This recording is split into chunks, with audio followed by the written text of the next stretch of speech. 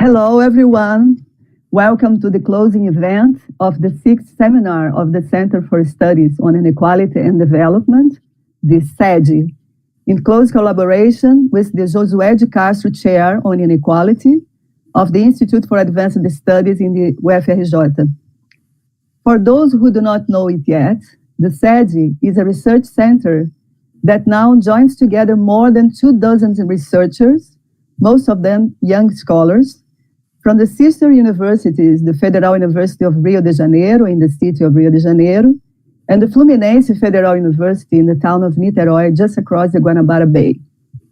CEDE was founded in 2005 when I was a faculty at the Fluminense Federal University. It was later expanded to the Federal University of Rio de Janeiro in 2016, when I joined the Economics Institute of that university as a full professor. Now the center is coordinated by a collegiate of 4 faculty of both universities, my colleague Daniele Caruzzi, Fabio Waltenberg, Valéria Pero, and myself. We hope to disseminate the CEDE to other universities, as many of our former students are now faculty in other institutions, such as the Federal Rural of Rio de Janeiro, the Getúlio Vargas Foundation, the University of Western Bahia, and the Latin American University at Foz do Iguaçu, as we really aim at a trans-institutional research center that dedicates to address the rampant inequalities in Brazil. Today, it's my great pleasure to welcome the leading British sociologist and former director of the International Inequalities Institute at the London School of Economics and Political Science, Professor Mike Savage. Mike has an extensive scholarly work on inequalities and social stratification, with an overwhelming list of books, edited books, book chapters, articles, and other kinds of publications. Among Mike's many theoretical and empirical writings, a highlight is certainly the innovative scheme of social stratification that he designed and put to work to provide a picture of the social structure in the United Kingdom of the 21st century, going beyond the income and occupation as markers of social position. The result was a confirmation of the enduring relevance of social classes, but classes now demarcated by a richer array of features than income and occupational positions, including with preeminence, cultural capital. This work is certainly to stimulate similar developments in other countries. Mike has also been doing research on elites and more recently on the unique relevance of wealth inequality in our time. We will have the privilege of hearing Mike talk today about his not yet launched book, The Return of Inequality, Social Change and the Weight of the Past, which is said to come about anytime soon with Harvard University Press. As far as I know, this talk is the sort of informal world premiere of that book. Mike has collaborated with the chair on inequality, and we hope that his participation in our event today marks the beginning of a fruitful collaboration between the CEDE and our Londoner relative, the Institute of International Inequalities. Without further ado, let us hear Mike. Mike. Thank you. Thank you. Can you see my screen? Your presentation is not there yet. Yes, it's coming. Yes. Coming? Yes. Okay, thank you. Well, thank you, Celia, for that generous introduction. And I'm very pleased to talk about some of my ideas in the forthcoming book, which is out in about 1 month from now, with Harvard University Press. And for me, it's a really important and exciting opportunity because much of my research until the last few years has been focused upon the UK, upon Great Britain. But having been director of the International Inequalities Institute for 5 years, I've increasingly worked with international partners and have had to think about inequality and social class in different international contexts, including South America. And indeed, I have spent several visits to Brazil in recent years, and I look forward to further collaborations. So I want to just raise a few themes from my book. And I want to begin with the main issue which underpins the book, and which is the reason why Harvard University Press were keen, I think, for me to write it for them, which is that, over the last decade, the issue of inequality has become one of the main concerns which the world faces. And we know that many, many political leaders around the world recognize that. I don't think your leader in Brazil does, but hopefully that might change.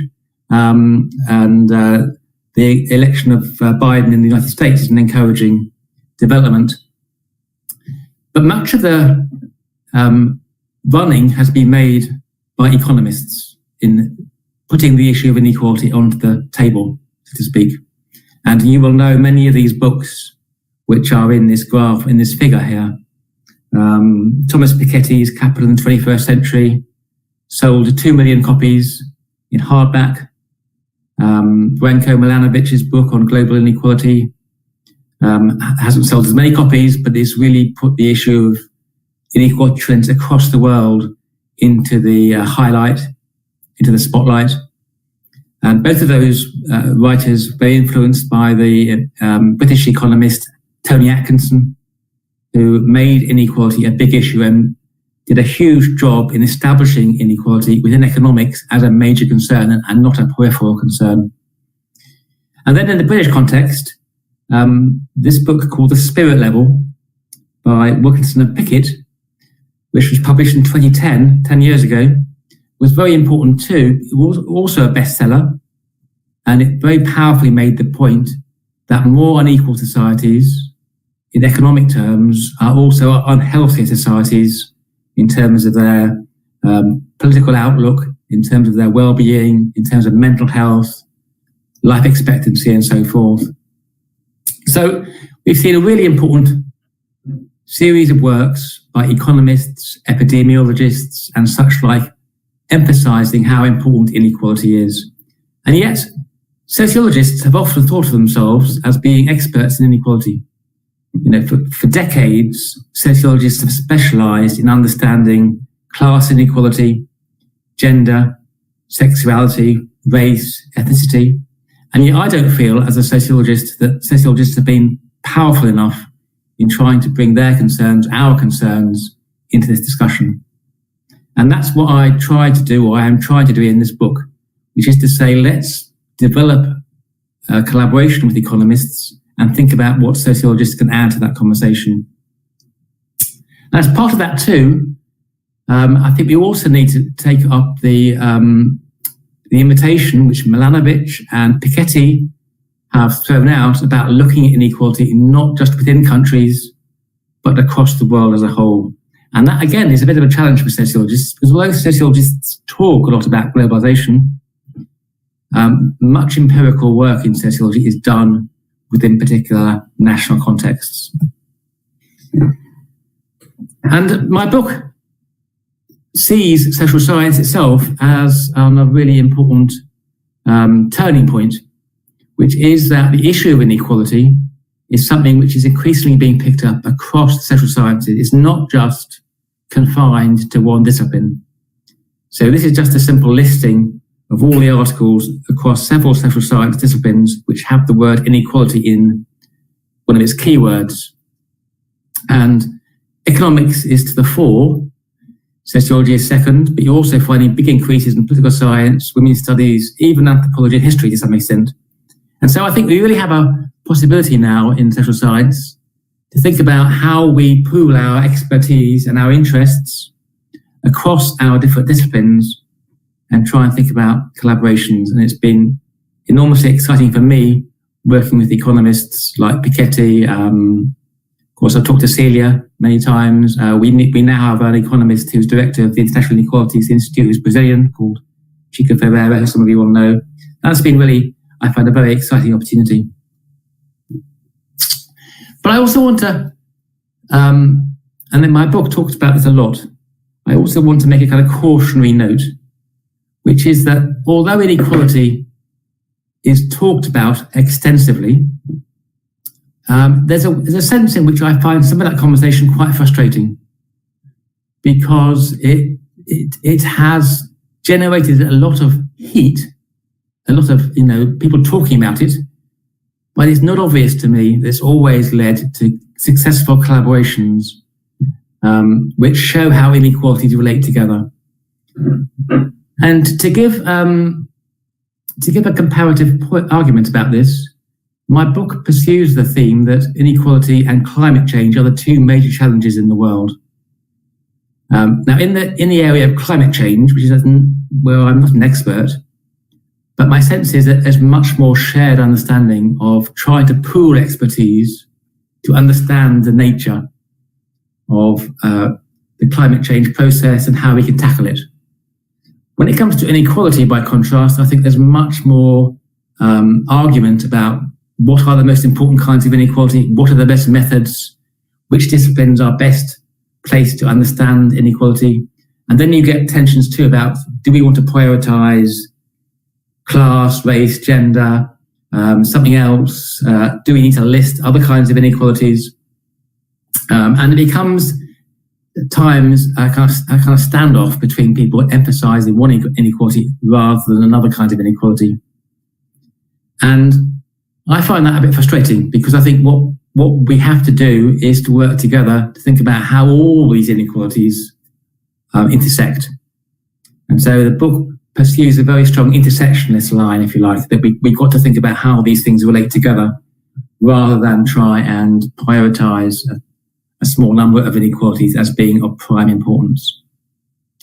And I think what we've also seen in social science in the last 10 years is, because we have so much data around these days, and because we're seeing the proliferation of big data, we can find inequalities everywhere, because any kind of data is distributed unevenly, pretty much by definition.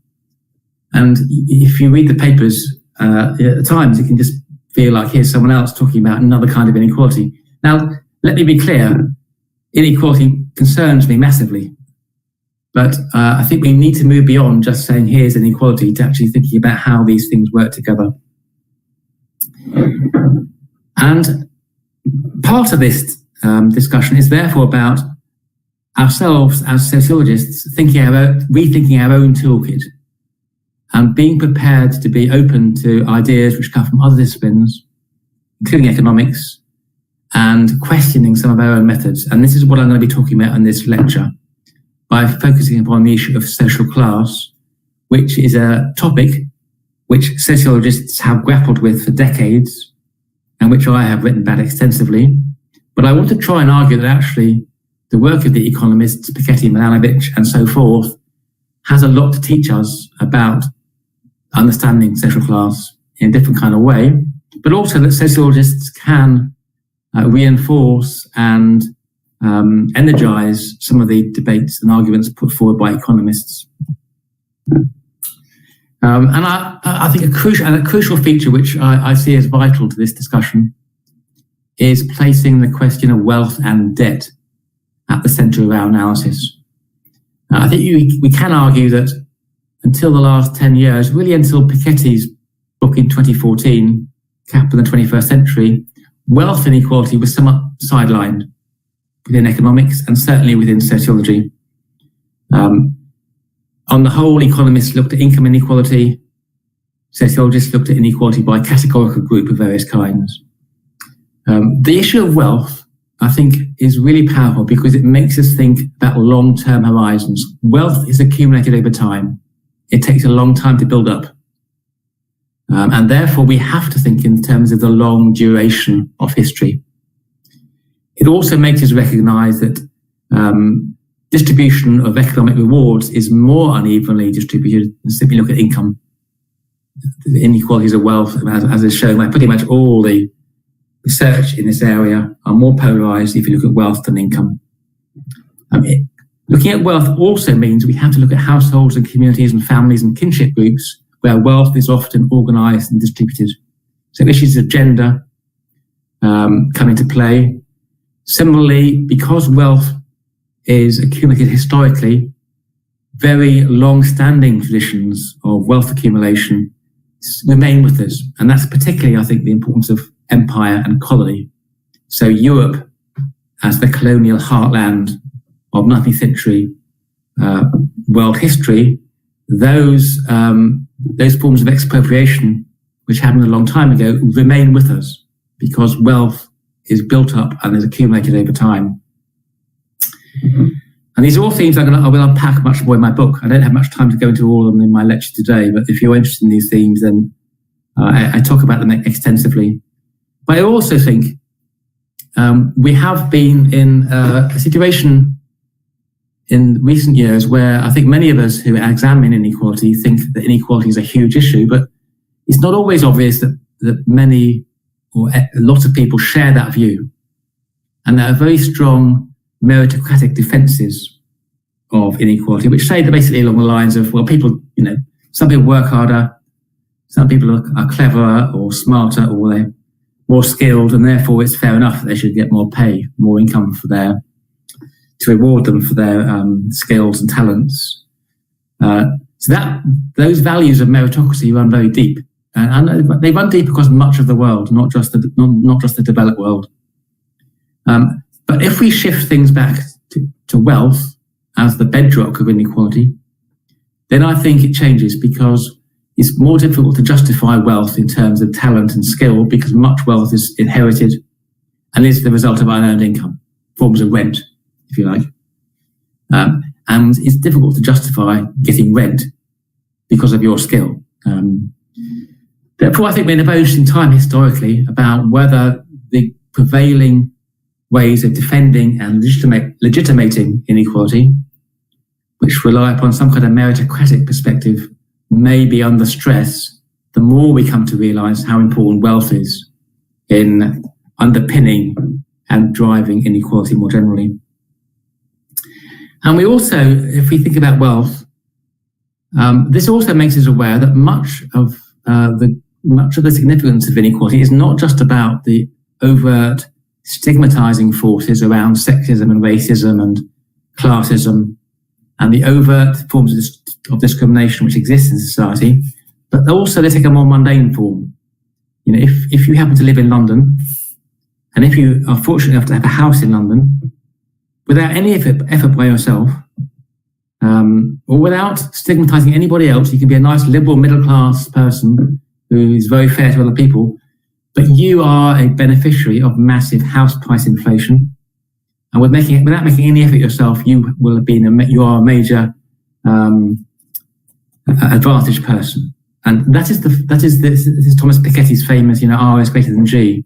If you've got resources, they have accumulated just by the virtue of the assetization, the marketization of many commodities. And we need to recognize that, as well as the overt stigmatizing forms of inequality, which sociologists have looked at for many, many years. Okay, so I've got about half an hour left now, and I'm going to just talk you through quite quickly 4 steps of the argument about why we can reinforce and develop conceptions of social class by elaborating a conversation with some of the work of economists. And apologies, those of you who are sociologists may find what I'm saying, some of what I'm saying at least, a bit basic. But those of you who aren't sociologists, I hope you find something interesting in it. I'm going to begin by the economic critique of sociological models of class. And within sociology, the dominant perspective within sociology about class has been to think about big classes. That is to say, we can divide society up into a small number of classes: upper class, middle class, working class, usually, some version of that. And that goes back to the Marxist debate over 100 years ago, which sees the proletariat, the working class, as the kind of revolutionary force for progressive social change. And even though those perspectives have been criticized by Weberian scholars, Weberians too share the view that the class analysis is predominantly about the boundaries between middle and working class, and occasionally upper class. And so much ink has been spilt by sociologists trying to understand the nature of the middle class, the lower middle class, the working class, and occasionally upper class. This has the effect of making class as some kind of categorical variable with a small number of measures, if you like, a small number of indicators. And there has become a consensus that class is measured by your job and your position in employment. And classically, if you are employed on a salary, or if you're a white-collar worker, you're seen as middle class. If you're a manual worker, blue-collar worker, you're working class. The most famous perspective along these lines in sociology is developed by John Goldthorpe, very influential, very famous, very distinguished British sociologist. And he developed this model of class, which divides people according to their jobs. And the red line here indicates the three main classes which he distinguishes. At the top, you find professionals and managers, what he calls the service class. That's often a confusing term because people sometimes think it means if you're working in the service industries. It actually means whether you're in a relationship of service to your employer because you're an expert of some kind. At the bottom, you get the working class, manual workers, routine workers. And in the middle, you get this more complicated group of intermediate workers, including small business people, lower grade technicians, and lower non-manual employees. Now, Goldthorpe sees this model of class as very sophisticated and a big improvement on Marxist and earlier Weberian perspectives on class. And in some respect it is. And although developed in the UK, it's now been kind of rolled out in much of the world, including in South America. And it's used very effectively to look at survey data, to look at things like social mobility. And yet, in many respects, it has not really moved very much from Victorian Britain. The big class divisions here are ones which would have been familiar to Karl Marx. You've got a small number of classes. You've got a working class at the bottom. You've got a sort of middle class, and then you've got an upper class. Now, I'm being a bit unfair, perhaps, but nonetheless, my view is increasingly that sociologists have a bit stuck in the past when it comes to thinking about class. And that's where Piketty's analysis is so important. This is the very famous graph which he and Saiz produced in 2003, I think it was, the initial one, looking at income inequality in the United States. And the important point here is that Piketty is looking in this graph at the top 10% of the American earners. Of course, he's also looked at the top 1% and even smaller percentiles too. And this famously shows this diagram that since the mid-20th century, the total amount of American national income taken by the top 10% has increased substantially. And indeed, we are back to the bad old days of the early 20th century. So inequality is back. Now, the important point here is that you cannot easily decompose a graph like this onto occupational classes. Because if we go back to this graph, if you look at the top class of professionals and managers, not all of them have enjoyed this bonanza of increasing income shares. Indeed, if you work in the public sector, for instance, in many countries, your income has perhaps gone up a bit, but it certainly hasn't gone up so substantially. And similarly, it's only really a small number of employers, CEOs, people working in finance and banking, who have seen such a rapid rise. And so you can't easily decompose this graph onto an occupational class graph. And therefore, the model of class which sociologists have used isn't so good at unpicking what's happening to inequality. And of course, that's even more true when we look at the issue of capital. Capital is back, as I was saying earlier. It's an issue of wealth. This is Piketty's famous graph showing the capital income ratio, the total stock of capital in society as a proportion of national income, and which shows that over the last 60 or 70 years, the amount of wealth, which he defines as any kind of tradable asset, whether it's housing or financial savings or such like, that's been increasing compared to the level of income. And therefore, if we're thinking about that class, we've got to take into account these assets, which are not derived directly from employment. They're derived from your housing value, say, or the savings you've built up, or the money your parents have given you when they left you a legacy. So we've got to bring in capital to the analysis of class. And that's particularly true because, as is very well known, wealth inequality is more extreme than income inequality. And we can look at this question across many different nations, but here's the example of the UK, which I'm most familiar with. And if we just look at a graph of income inequality in the UK a few years ago, this is a kind of familiar sort of graph, Penn's Parade graph. Along the x-axis, you can see the income earned by different percentiles, with the poorest on the left-hand side and the richest on the right-hand side. And it shows a slope, a fairly steady slope, until you get to the top 10%, when the right tail really picks up.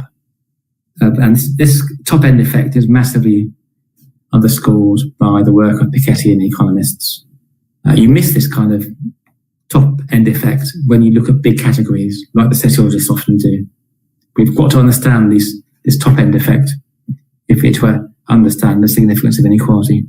But on income terms, the ratio of the top 10% of income earners to the bottom 10% is around 3.9 to 1. So in other words, those at the top 10 percentile threshold earn nearly 4 times as much as those at the bottom 10% threshold. That's quite a lot of difference, but it's not a vast amount of difference. But when we look at wealth, it changes substantially.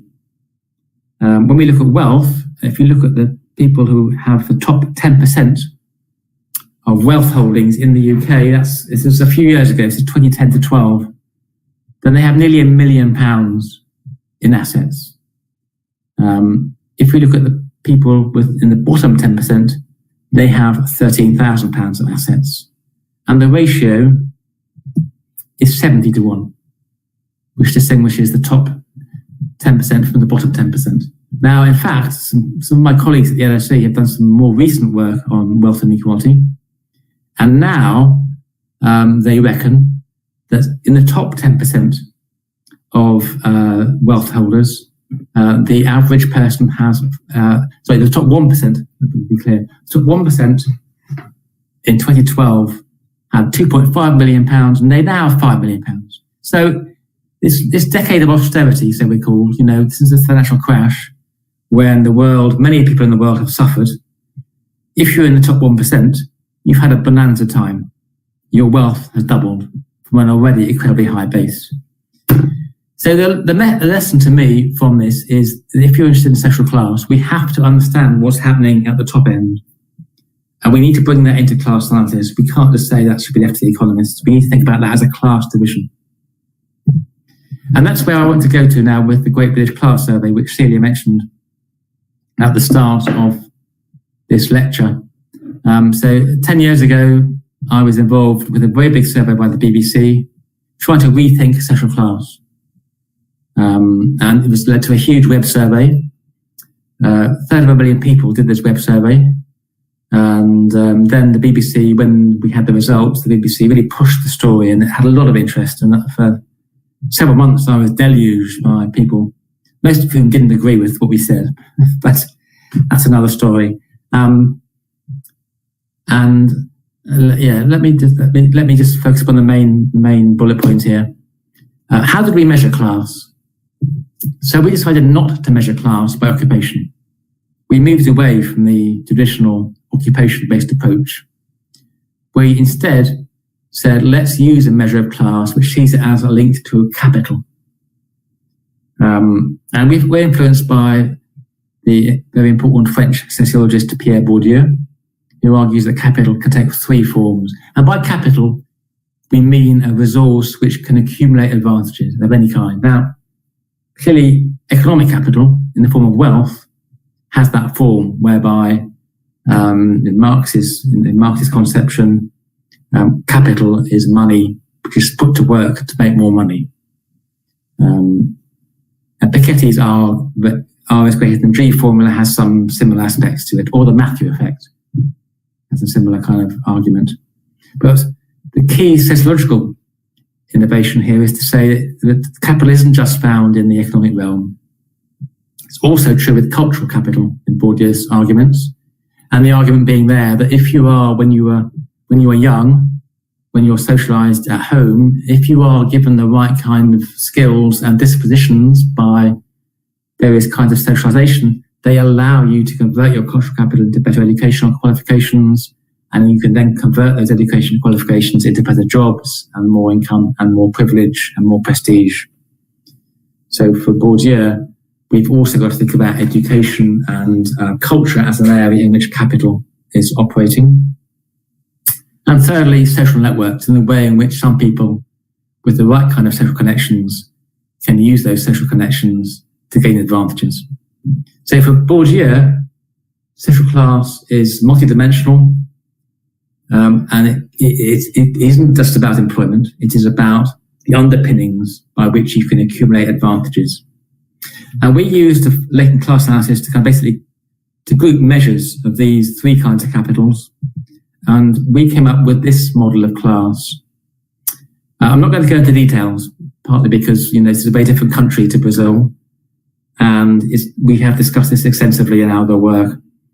I'll just talk you through the main finding, the main argument.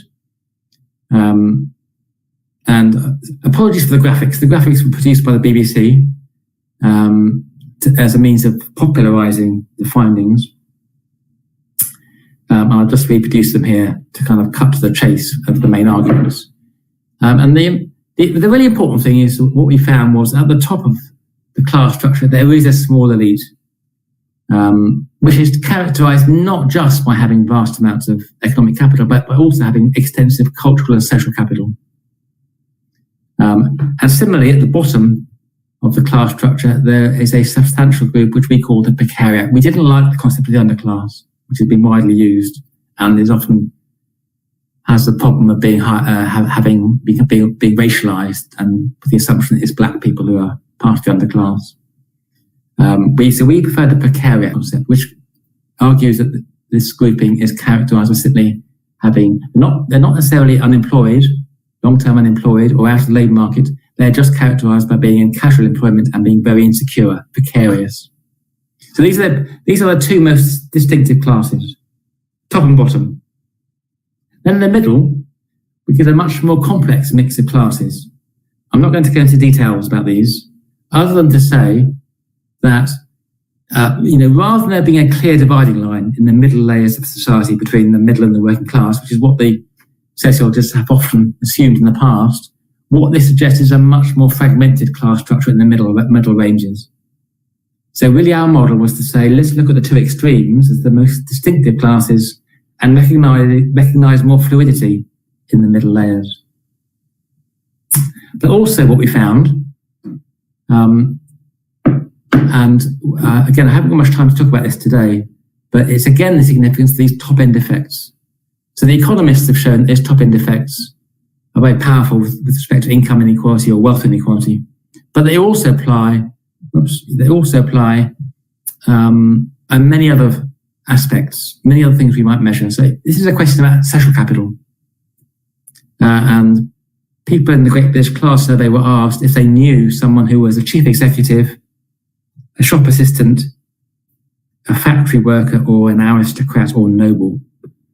And then along the x-axis here, this is a list of people's household income, with the poorest people on the left-hand side and the richest people on the right-hand side. And if we just look at the line for aristocrat, now there's very few aristocrats in the UK. There's about 1,000 nobles, lords, barons, and so forth. So there's not many. In fact, most people don't know one, although it says 10% here. But I think there's a degree of over-reporting anyway across the whole of the survey. But leaving that aside, the point is that as you move up the income distribution, the proportion of people saying they know an aristocrat doesn't rise much. It doesn't rise much until you get to £57,000 or so, by which time we're in the top 25% of earners. And it rises a bit more. but not much more really, until you get to people earning around £100,000, at which point we're in the top 2% of earners. But once you get into that top bracket, the top 1%, the proportion who know a chief executive suddenly begins to increase rapidly. And the very most affluent, people in the top 0.5%, nearly half of them claim they know an aristocrat. And similarly, the line is similar with respect to knowing a chief executive, not quite as steep. It's the same sort of trend, that the proportion knowing a chief executive rises exponentially as you get towards the top level. And if you are really well paid, the chances are you know a chief executive. So I hope that gives you a sense of the argument about, we need to understand what's going on at the top. Understanding elites isn't just important in terms of politics or in terms of economic rewards. It also makes a difference to social or cultural dynamics too. And with that in mind, I want to go to the second part of my discussion, which is to do with Pierre Bourdieu and the importance of culture. Now, apologies if you're not familiar with Pierre Bourdieu's work, and don't worry about this graph. It's not important to know the details of it, but it's a very famous graph if you're a sociologist, because what Bourdieu does in this is he maps out what he calls the French social space in about 1970. And this is basically it's akin to a market research clustering profiling exercise in which you try to understand the patterning, the partitioning of people's taste for art, music, cars, holidays. And the important thing for Bourdieu is that this is a multidimensional space. You can't simply stack it on one measure alone. So if you compare the in red, you can find a whole series of labels like piano. At the top, this is antiques. This is saying that people who have lots of capital, lots of money, if you like, they like playing the piano and collecting antiques. At the bottom are people without capital.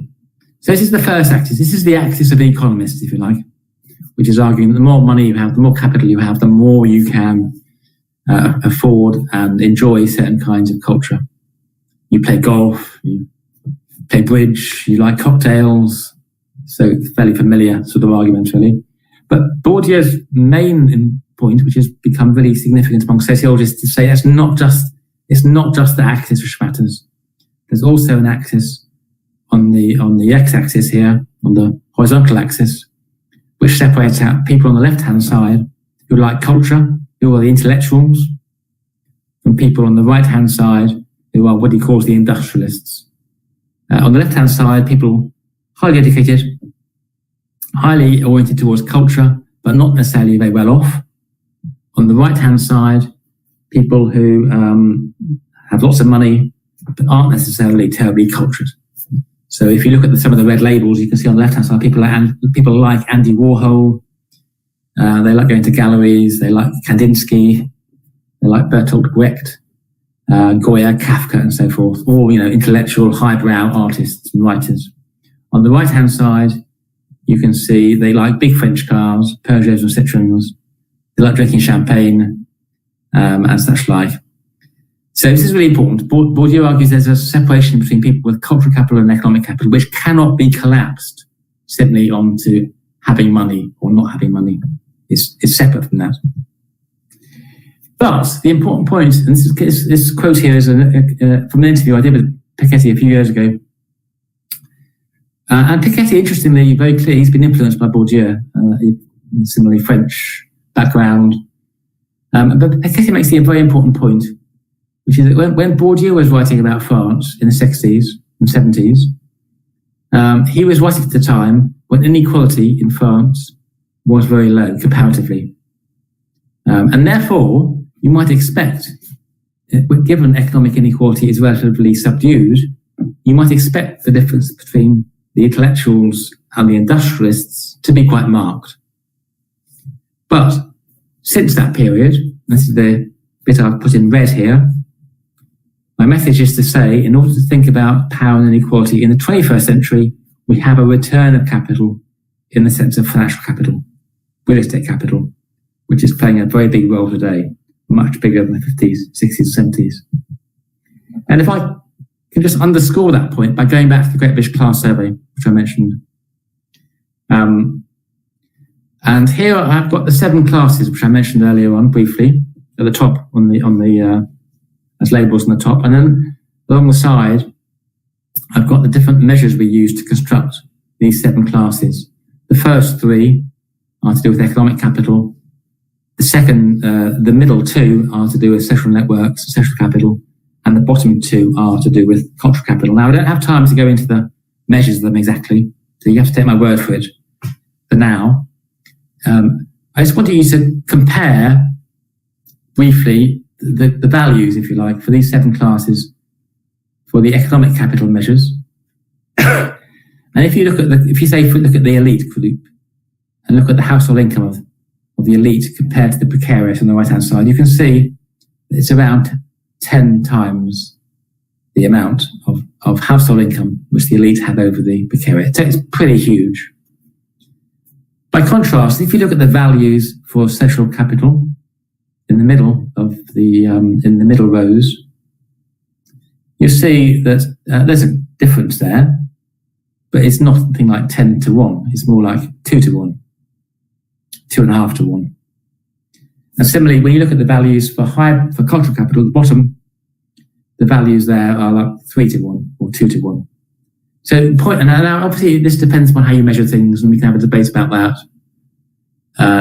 Happy to have some questions on that if you like, but I don't think it makes much difference, to be honest. However you measure cultural capital and social capital, it doesn't vary that much. It varies, but not as much. But when you get to economic capital, it can vary massively.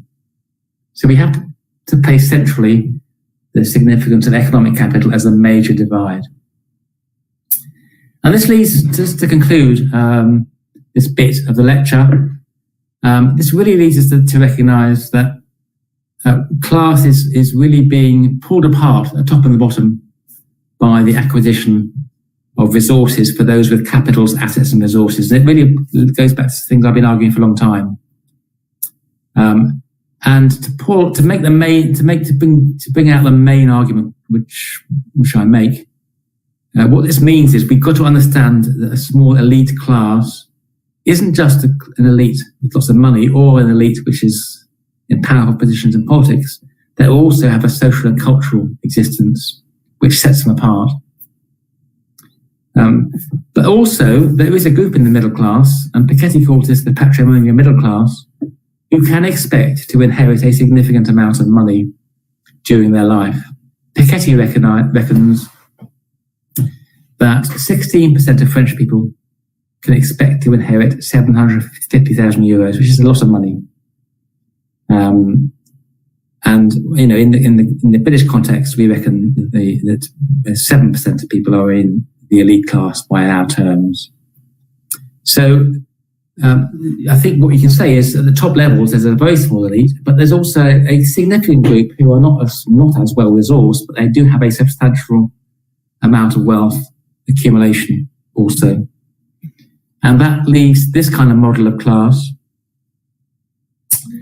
which interestingly came out of a study of Laos, Germany, and Brazil. Actually, should not start. That's my mistake. It's actually Surinder Jodka and Boyka Rabine, who did a comparative study looking at the main patterns of difference in those 3 very different countries. And the main argument was to say, actually, you can find these similar kinds of classes with different numbers in them. So in Germany, the precariat is much smaller than it would be in Brazil, for instance. But nonetheless, same patterns can be found. You've got a very small elite. You've got a precariat at the bottom, which is just characterised by being very, very short of any resources at all.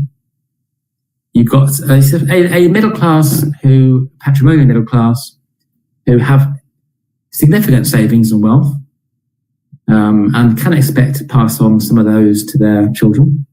But in the middle, you get this group, insecure middle and working class, who are getting by, they're making ends meet, but they're characterised by not being far away from being in potential problems with their life if they lose their job, fall behind on their credit cards, fall behind on their credit cards or whatever. And the important point about this way of thinking about class is to say the big divide isn't in the middle, between the middle and the working class, because actually you have to be pretty well off these days not to be insecure. The big difference is at the top and the elites, particularly the way the elites pull apart from the rest. Okay, now I'm just going to finish off in 5 minutes. I want to give time for questions. The last part of my lecture is to talk a bit more about the global dimension, and also to bring out this point about the weight of history, which is the term I use in my book. What do I mean by the weight of history? And here the argument is to say that much of social science is very, very presentist, which is to say we focus on the here and now, and the relationships between groups and people and factors and variables at one moment in time. But actually, because we're thinking about wealth is built up over time, and the accumulation of those resources stays with us. And here again, I pursue the analogy with climate change.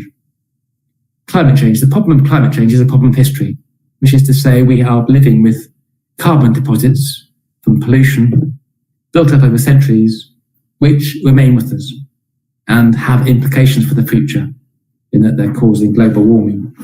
And it is the same, in my view, with economic inequality and wealth. And I'm just going to briefly, I'm sure you know Milanovic and the elephant graph. I talk a lot about this in the book because it is the case, certainly we need to take into account what is happening in the emerging economies, Brazil being an obvious case. And the argument of both Milanovic and also this is a graph produced by Piketty and Alvarado more recently, is to try and think about, let's look at inequality trends across the world as a whole, not just within nations. And what they show is this compares people's changing income levels according to where they sit in the global income distribution between 1980 and 2016.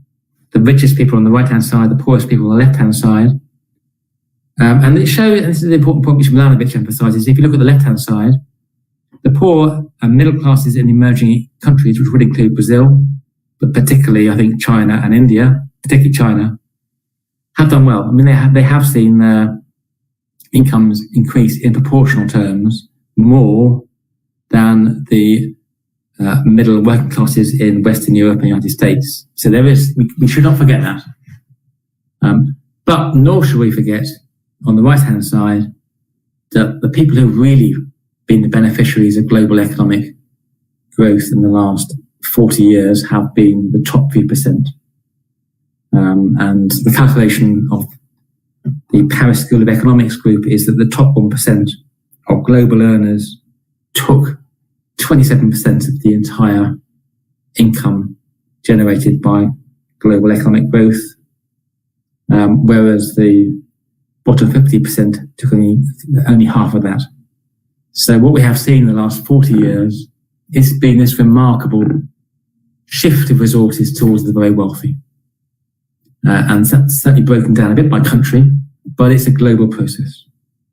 And that underscores the idea that we have to understand the significance of elites and elite formation as a fundamental social change of our time. And I'm very interested, obviously, being British and experiencing Brexit and all the debates in Europe about what this means for European societies. And again, this is a graph also produced by Piketty and the group around him, which looks, I think, quite interestingly about how the global income distribution has shifted in the last 30 years. So this looks at the global income distribution in 1990. And on the right-hand side, again, you get the most affluent, best paid people. On the left-hand side, you find the poorest people. This conforms to the typical first world versus third world interpretation of global inequality. The vast majority of people in this state on the right-hand side of this graph are from US, Canada, or from Europe. 2/3, even getting on for 3/4 of people in the top 10% of the world's best paid people were living in Europe or North America. If you look at people who are in the poorest parts of the global income distribution, they're predominantly Asian, particularly Indian and Chinese, but also African and South American. We go forward, 2016, it's changed substantially. And if we look on the right-hand side in 2016, for me, the really interesting shift here is that the US share has held up pretty well, down a bit. But the Americans are trying to hold on to their global supremacy in terms of top income. And they're succeeding reasonably well. Hasn't changed much. It's the Europeans who have lost ground. So Europeans now comprise about 20% of the top 10% of global earners, which is down from about 35%. And for the first time in world history, since the 18th century, the majority of the world's wealthiest people are not European and North American. And that is really an amazing shift back to how the world has been for most of its history. So the weight of history is saying that we are returning the brief blip of modernity in which Europe was the most prosperous part of the planet is changing, and Europe is losing ground. I'm almost finished, maybe 5 more minutes. And it's really important to understand the paradox of Europe, which is that, and this is another graph produced by Piketty and the team around him, which is to chart inequality trends across different parts of the world. Interesting thing about Europe is that in 1980, Europe was one of the most unequal parts of the world. That is to say, differences between rich and poor in Europe were as marked as they were in the US, and stronger than they were in China or Russia, partly because those places were poorer, partly because they were communist. But as you move forward, the green line, the European line, you now say income inequality in Europe is the least strong. It's gone up a bit, but it's least strong. The top 1% take about 12% of the national income in Europe, compared to actually Brazil, as you can see, is leading the way with this respect. But the thing about Europe, of course, is that, okay, the income inequality may be subdued, but the wealth inequality remains highly strong because of this point about the weight of the past. The accumulation of wealth in Europe as a result of colonial exploitation from the Victorian times has left a legacy which endures, and indeed, in many respects, is being redeveloped afresh. And this is a point which Zuckerman makes in his Hidden Wealth of Nations book, where he looks at offshore wealth, in which European banks, particularly Swiss banks, but also the British financial interests, are paramount in being the centres of the global offshore wealth trade, if you like. So European wealth remains very strong. And one of the interesting features too is that although income inequality in Europe is subdued in many countries, wealth inequality is actually very high. So Scandinavian nations, which are striking for being relatively equal in income terms, have extremely high wealth concentrations. My final point is about Brexit, really, understanding the British context. Is, I think, the point, which is that the way to put these things together is to say what is, and I'm sorry that the key is left off this graphic here. But the point is that these are all measuring nations which used to be part of the British Empire. The blue one at the top is South Africa. The red one is USA. I think UK is the green one. And the other two are Australia, New Zealand, and Canada. The point here is that this is a point which has been made by writers like Brooke Harrington and Katharina Pistol, is that the British tradition of legal regulation with respect to corporations and property has proved to be an extremely powerful device in neoliberal capitalism. Brooke Harrington talks about the role of trusts, which were a British legal invention which allowed people to put money into trust funds which are not regulated by law. And what is happening is that the old Anglophone British imperial powers are leading the surge of inequality in many parts of the world. And my interpretation of Brexit is it's not nationalist, but it's an imperialist response to the European context in which Britain is trying to ally itself. British powerful interests are trying to ally themselves more with North American concerns. So that's the end. I've covered a lot of ground. And there's a lot more to say actually in the book than we scratch the surface of the book. But I hope I've given you some sense of the arguments about, we need to understand the gravity of the world we live in now. And I completely share the concerns of Piketty and the group around him, that we have seen this huge shifting of top-end income and wealth of capital, which has really remade class relationships at the top end. We shouldn't worry so much about who's middle class, who's working class, because in a way, they're not that different. But the pulling away of elite is a fundamental feature of society. And that elite formation is also bound up with growing international contestation, which is going to become a never more marked feature of world politics, particularly tensions between China, Russia, and the USA. And we are seeing a kind of revived imperial set of political refrains which are going to challenge some of the more sustainable nationalist perspectives, which I think are important. So the weight of history is increasingly heavy. And if you're interested in the themes of this lecture, please do buy the book, which is on Amazon, but it's not actually published yet. But also we are having a series of seminars at the LSE, Zoom seminars. So you can join them. They're a bit early in the morning from Brazil. I am leading a research theme on the issue of wealth leaks and tax justice. Very keen to collaborate with any of you on that.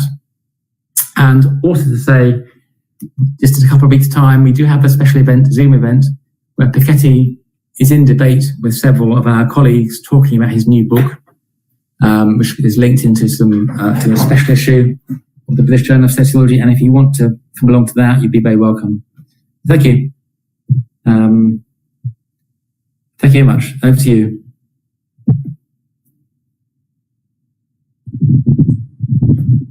Thank you so very much for this wonderful talk, Mike.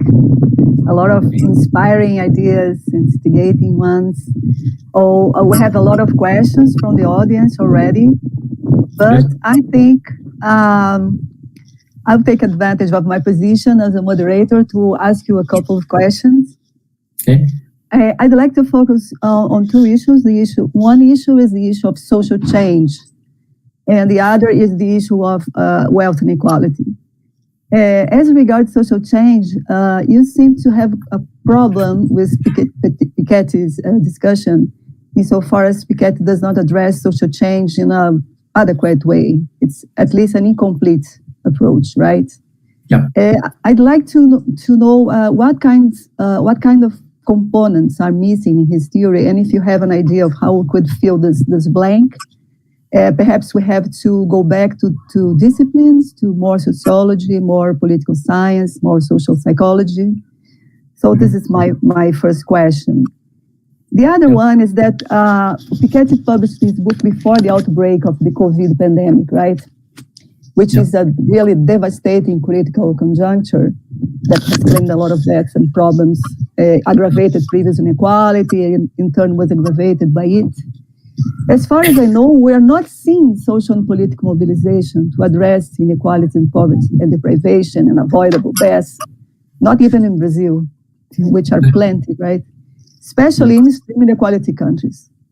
On the other hand, there is a sign of change in the horizon. The seeming move of the tectonic plates of taxation toward progressivity, policy starting to be endorsed even by the Monetary Fund. These respectable institutions have been pushing for progressive wealth and corporate taxes, temporary but also permanent ones. So would you agree that there are Pikettian fingerprints here? Are we witnessing the real power of ideas? And the changes we see, also another point related to that, the changes we see appearing seem to be coming from the top. Are you increasingly dependent on elite-initiated progressive social change? in that case, drawing on the on ideas such as Piketty's? Yeah, thank you. Very good. I mean, very good questions. So you're right. Social change. So I think Piketty, as you can tell, lots of my thinking has been very influenced by his book and his books. You're right. There's the 2014 book, and then there's the 2020 book. And he does say in the 2014 book in particular, he keeps saying, we're going back to the Victorian times or the Belle Epoque. He kept saying, we are seeing the return of a patrimonial middle class. And so at one level, he's similar to what I'm saying, but I think he doesn't push that far enough, because what he tends to do is he tends to kind of give you these long trends of relativities. So you can see the top 10% of earners in France or the United States and how they've shifted up and down. But the problem is that abstracts and the absolute changes. So I think you have to understand that France in the Victorian period is very different from France in the 21st century, because it's a much more prosperous society, it's much more technological. These absolute shifts, the rise of education, the rise of credentials, technology, have meant it's not always useful to assume we can just look at income slices as relativities. You have to look at the absolute shifts too. I mean, to give an example, an obvious example, but it's not one which he talks about very much, is to do with gender relationships. In Victorian times, 200 years ago, in most parts of the world, women couldn't own property very easily. Women were not easily in the labour market. We were talking about a situation where men were legally, in most cases, defined as head of households, and so they were the ones who had power. Now, clearly, we still live in a world of entrenched sexism, but women do have a better position in the labour market now, and they can own property in their own right, and in certain legal contexts, say in the UK, in marriage terms, you're entitled to half the household wealth, which didn't used to be the case. So that's an absolute shift in sort of the relationships between men and women, which you don't get from looking at income shares. And I think you need to bring those back into the equation, similarly with issues of slavery, and how racial and migration. So my argument is to say that you've got to think further than Piketty does about how history has changed, and recognise that some absolute shifts are kind of irreversible, even though economically we have seen the return of high incomes as well. So the elite, there is a return of elite power, but it's a different kind of elite power than what was there in the 19th century. COVID. No, look, I mean, it's amazing to think what's happened with COVID. I mean, my way of thinking about this isn't particularly in the book, because the book's mostly written before COVID happened. But my way of thinking about COVID is, again, this point about the weight of history, because obviously world history has been shaped by pandemics. Throughout the history of the world, pandemics have had a huge influence on social change, and that's obviously true with the arrival of Europeans in South America, when much of the indigenous population was wiped out by smallpox and such like. But in the UK context, this is a point which the historian Walter Scheidauer makes. Pandemics have often led to declining inequality because many people die, and that tightens the labour market. So in that way, COVID is returning us to the historical norm whereby pandemics come along and they have a big effect. But COVID is not a very serious illness compared to previous pandemics. 2% of people die. And it's amazing how it has really revealed the limitations of our modern infrastructure much more powerfully than previous pandemics, which I think testifies to the weakness of modern institutions. That a fairly small challenge has really caused, across the world, and Brazil is obviously a spectacular case of this, it's caused the entire public infrastructure of healthcare, welfare to collapse pretty much. And that really shows, I think, just how frail and fragile our modern institutions are. We thought we can't take them for granted. We thought, well, everything's very, very secure. We moved on from traditional society, and we're all well off now, and we all believe in meritocracy and fairness. But actually, it only takes a fairly small pandemic for that to collapse. Mm-hmm. So it makes me think again that, and again, the Brazilian case is a striking example of this. But you can find the same thing in the United States or UK even. We are seeing the return of figures like Donald Trump or Boris Johnson in the UK. You would never imagine being political leaders 20 years ago. So again, it's kind of, let's not assume we're just in this world of future-oriented robots and AI. We also got this return of older historical forces. Mm-hmm. In terms of the politics, I think it's a very important question because, and it's something I do talk about a lot in the book, is in a sense what's the prospects of the left, political left, the socialist left, which is obviously, it's been close to my heart for many, many years. But it is the case that in many parts of the world, the left has struggled in the last 20 years. And you might think the political left should be doing well in a period of escalating inequality. Mm-hmm. They should be the ones who are taking advantage of it and mobilizing people to bring about change. But of course, that hasn't happened. Certainly hasn't happened in the UK. And obviously, you have had, in Brazil, you have had success 15, 20 years ago, which is interesting. So the South American experience is different from the European experience. And similarly, as you say, many of the progressive ideas have come from experts, and they have come from upper class people who are thinking about quite skillful policy instruments to try and bring about change. And I'm fascinated in the area of taxation, for instance, that clearly, the UK government doesn't support higher taxation, but we're very well aware that civil servants are very, quite happy to think about higher taxation, and in Brazil too. Yes.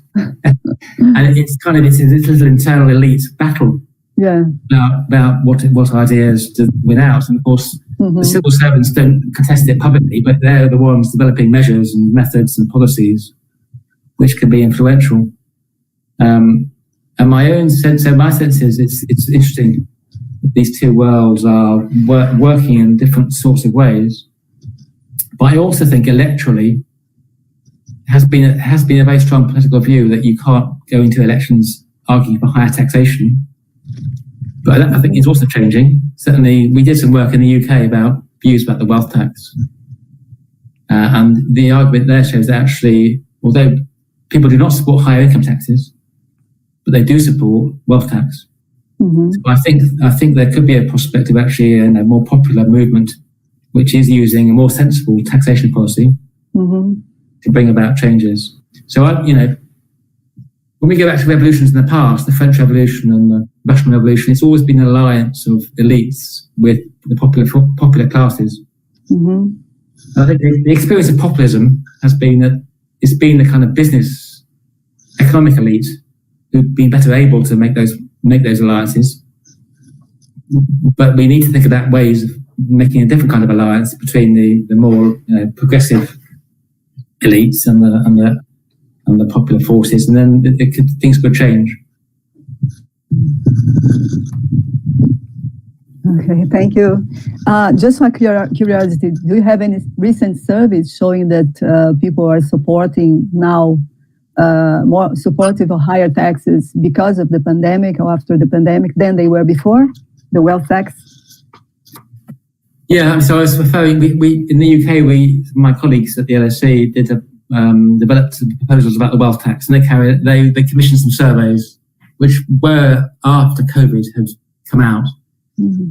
And they do show, they show in the UK context that people are not supportive of an inheritance tax. We have an inheritance tax in the UK, and not many people pay it because it's quite a high threshold, but it's an unpopular tax, even if you don't pay it. But people also don't support capital gains tax particularly. They support it a bit. They don't support particularly higher income taxes, but wealth taxes are different. So there was a general feeling that if taxation has to rise, wealth tax is the way to do it. That survey was not carried out before COVID, so we can't see if that's changed. Okay. but it could may have done. Yeah. Okay, thank you. Mm-hmm. So let's select some questions from the audience. I can see the questions here. Pedro, can you help me? So I'll look at my cell phone if I can select some here. Yes, there is a question by Ariana. I'm gonna read it to you, okay? Okay, yes. Okay. How to understand and consider the role of institutions that define and perpetuate the very construction of these social classes that you have presented? She's pointing to the role of the institutions that define this, help to construct social classes. Yes. Well, so I think they're obviously very, very important, and I think classically when we think about class, and if we go back to the kind of Marxist and Weberian traditions, it's been the relationship between kind of private business sector, capital, and the public sector. If you like, the organisation of the state and public authorities, which define boundaries between the middle and the working class in particular. And if we take what's happened in recent years as the success of neoliberal marketized forms of capitalism, then I think they have played a key role in allowing this shift of resources towards the top-end elite. And that's particularly significant with the role of finance and banking and things like trust funds. So the whole question of the regulation and deregulation of capitalism, I think, is a crucial part of what's happening at the top end in terms of pulling the elite. It's also the case that, and again, within Europe, you find there's many countries have had this corporatist forms of organisation. So the boundaries between middle class and working class, capital and labour, trade unions, has been strongly underscored by the state, by government. Now, that's still partly true in some countries like Germany. But in the UK context, since Margaret Thatcher came to power in the 80s, all the legislation which has given protections to workers and trade unions has been dismantled. So you found the kind of the power of trade union movement to be massively undermined, and the proportion of people in trade unions has halved in the UK in the 30-year period and remains weak today. So I think it's if you like, the institutions of labour have weakened and have been weakened, but the institutions allowing the acquisition of capital have become more powerful and more flexible. So it's allowed the polarisation between the two, between top and bottom. Thank you. I think I've tackled some of the points raised by Fabio, but I'm going to read his question, but I think it's very interesting. He says that in the UK, conservatives have governed for years, prioritizing austerity policies. In this period, interest in inequality was renewed in academia, with leading British scholars like Tony Atkinson. To what extent is the academic debate influencing policy debates in the UK? What's your opinion on that? Yeah, that's a good question. So I think so far the academic debate has not had a huge impact on policy circles, which is telling, particularly given economists have more power than sociologists do, and you would normally think economists would be steering the debate. You've got to be careful about how you put this, because the Labour Party in the UK clearly is concerned about inequality, and there has been some significant overlap between the thinking of the academics and the Labour Party policy. And the Conservative Party too, it has a strong belief in what they call levelling up, making things more fair. But the way that has manifested itself has been a focus on social mobility. So a huge government investment in the UK is around promoting social mobility. And that means, at least in theory, investing in education, which I think in the view of many of the researchers, including myself, who work in the area, is ineffective, because that won't change the gap between rich and poor. It'll only change which kind of people move into the top jobs. And it also is a problem, because all the academics who work on social mobility know that if you are to have social mobility actually promoting fairness, you have to have downward mobility as well as upward mobility. That is to say, people who are born wealthy but are not working hard or not very effective have to move down the ladder, partly to allow space for the talented people to rise. And no government has ever been prepared to encourage downward mobility. It talks a bit about upward mobility, but they also just think, well, you can keep the middle class, upper class kids up the top too. And this has been pointed out, I mean, many, many times. And occasionally you've even had conversations with them saying this. And they say, well, you can't do that. So I think most academics think the social mobility agenda is bound to be limited, bound to be problematic, but it doesn't stop the government, because it gives them a way of saying, well, we're trying to support equal opportunities. And we have an interesting phenomenon in the UK now, which is that many of the cabinet of Boris Johnson are not white British. The Chancellor of the Exchequer is East African Asian. The Home Secretary, Priti Patel, is, I think, Indian background. So there's a diversification at one level, but of course they're often very wealthy people. I mean, the Chancellor of the Exchequer is a billionaire. So it's a very superficial use of diversity and equality issues as a means of claiming we are interested in inequality, but it's not really addressing the more structural issues. Now, I hope we are shifting things, and I think the LSE obviously hoping to play a part in this discussion, and certainly many of the Labour Party colleagues have been engaged with the work on the wealth tax, for instance. So hopefully the situation will change, but I don't think we're quite there yet in getting the government and politicians to listen enough to the academics. Oh, thank you. Let's just pick this point, because you mentioned in your criticism to Piketty, a sympathetic criticism that you did, that egalitarian countries such as Scandinavians and especially Sweden, which is very egalitarian in income terms and even educational terms, are not so egalitarian in terms of wealth inequalities, right? Yes. And of course this is true, but I was thinking, what kind of argument could we raise against this kind of inequality once we have a sort of public welfare system that does not need that people be able to save in order to deal with aging and other needs, because they have the public provision of many things like pensions and social benefits of all kinds, and a public educational system with very high quality. So I think we need to develop arguments for that, right? Which are not related only to social mobility, as you mentioned before, but to other kinds of concerns, like for example, climate justice, or I don't know. What do you think about that? So you're absolutely right. So I think in the Scandinavian context, there's a very strong welfare state, and therefore people without wealth, they're not going to be left on the margins. They're going to get some support. And so in that context, you could say wealth inequality isn't such a big issue.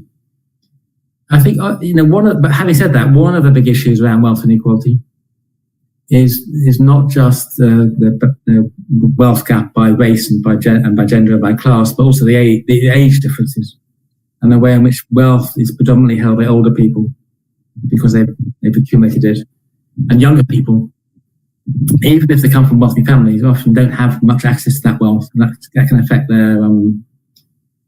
their life chances, but also it can create really big gaps between older and younger people, and bigger generational divides, which we're seeing in many countries, including in Scandinavia. So I do think we need to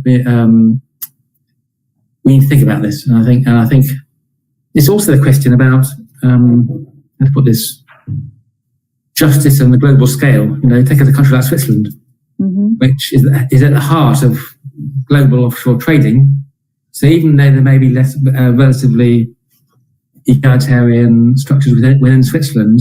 Nonetheless, there are big global issues about how Switzerland is dealing with wealth inequality across the globe, which I think need to be addressed. Mm-hmm. But I think you need to put these things in beyond the national level. Mm-hmm. But I don't think, let's be honest, I don't think we're there for that debate yet. We're moving in the opposite direction towards greater argument. And because I think, just going back to your question about COVID, yeah, that is the worry. Think about all the fighting about vaccines now. I mean, and who's getting what vaccine? That is kind of quite a scary example of how nations are not thinking collectively, but are increasingly just acting out of their own self-interest. Mm-hmm. So I'm not particularly optimistic on that front. Me neither. Unhappily, yeah. So we have a couple of questions, and we still have 5 minutes. Okay.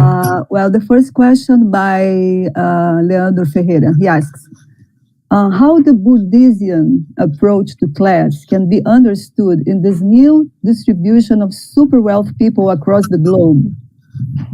So how Bourdieu would help us think about social inequality across the globe? Yeah, thank you. I mean, so Bourdieu's own model of class is very much based upon the French experience. It's absolutely correct. And he has certain assumptions about the French, which I think don't stand up these days. But I think what the broader lesson is important, which is to say that the global elite, the wealthy across the world, in different parts of the world, are still concerned to mark themselves out, to show that they are, operating globally, and they have cultural and status advantages as well as purely economic ones. And I think, how to put this? But let me give you a few examples. So I have a student called Gordon Lee he did his PhD on the Chinese elite, young Chinese elite, and in particular their cultural capital. He was interested in their musical taste. And what's going on in China now, for instance, is that the young, affluent, wealthy in Shanghai and Beijing, anyway, their parents were not particularly obsessed about musical culture, and they didn't attach huge significance to what music you liked. Whereas in France they did. In France it mattered what kind of music you liked. It was a mark of your cultural capital. His argument is actually as China has become more unequal, so the Chinese are getting more concerned about what kind of music do you like. And what is happening in the Chinese context is if you are young and well off and affluent, you are showing that by liking Western music. So you're showing an affiliation not with the classical stuff so much as the more contemporary Western music, American music. And therefore, you're finding the sort of emerging wealthy classes in China getting more towards Western culture, interestingly, to mark themselves up from Chinese. I had another student who's now a professor in Chile, and she did her PhD was in cultural capital in Chile, Santiago, and she was interested too in how the Chilean middle class, upper middle class, some of them oriented themselves towards Europe and saw themselves as Spanish and looked back to that kind of Spanish culture. But others were now looking towards Miami and North America as their central point of contact. And one of the arguments I make in my book is what we are seeing is when Bourdieu was writing, there still is the assumption that the French language was the dominant language in the world. France was the supreme cultural point zero of excellence. I think now it has shifted to English in the Anglophone world, particularly in the world of music and film in North America, Hollywood and such like. And that hence, you can see a kind of global cultural capital based upon the Anglophone, expertise. And here we are speaking in English, and this is a Brazilian seminar. Good point. Sorry, I interrupted you. That's fine. I'll finish. Yeah. Okay. We have a final question by Fábio Maciel. It's also an international related question. Can social class models be adequate for inter-country comparison? It's less global, but more inter-country thing. Yes. So that, I think, is the way things are moving. So Milanovic and Piketty have been looking at the income distribution across the globe as a whole. Mm-hmm. And I've just been seeing some recent book by some French scholars who were doing the same thing across Europe. So rather than saying, here's the class structure in Germany and Britain, it was, let's combine all the data sets from across Europe and think about the class structure in Europe as a whole. That was very interesting. It showed that, Northern Europe, UK and Netherlands and France and Germany, is the dominant middle class, upper class centre of Europe, and Southern Europe is the kind of the precariat. So I think it would be very interesting to do that across the world as a whole. And just to say, this is actually one of the major themes which we're working on in the Inequalities Institute at the LSE, where the sociologists feel that although Piketty et al. Have shown how you can use income distributions comparatively across the world, we don't have the same metrics to allow us to look at elites across the world. So when we look at elites in Brazil and in France and in Germany, we use different measures, we use different frameworks to understand what an elite might be. Whereas what we need to be doing is thinking about some similar common metrics. For instance, what proportion of elites in different countries come from working class backgrounds, how many of them had exclusive education, how many of them are female, how many of them came from ethnic minorities. We don't have that yet. That's something we really want to work on. I think it will really complement the work of the economists. So I'm really keen, if anyone wants to join that work, to keep me posted. Yes, great invitation. Would you take a final one? Sure. By Pedro? Okay, so Pedro is asking, from a sociological perspective, what would be the main differences in approach to understanding inequality in developing countries, which have not gone through the great leveling of the 20th century? Mm-hmm. How to understand social change as a big picture, and even changes in the idea of modernity, considering that income inequality in countries like Brazil has remained practically untouched since the Belle Epoque? Yeah, that's a good question, and you're absolutely right. And I'm not an expert in those developing countries, so I can't give you a very informed answer. But you might argue that it's more hopeful because you don't have that sense of complacency which existed in the developed world that we've now dealt with inequality. And the experiences in South America, where in many countries inequality was limited a decade ago, mm-hmm. It is with you still. It's still part of your, that hasn't been forgotten. And so possibly people are more creative about and don't accept the inequality is kind of just to do with economic advancement and modernity and such like. So I would hope it gives you a sense of positive possibilities, which may be more difficult to grasp in other parts of the world. It's a good question. Thank you. Thank you, Mike. Well, we would love to be talking with you for hours. Our time is unhappily up. And thank you again for accepting our invitation. It was really wonderful to have you here with us. Thank you. And just keep in touch. Thank you, everyone. Thank you. Bye. Bye. Bye-bye. Have a great day. Bye-bye, everyone. Thanks for coming. Bye-bye.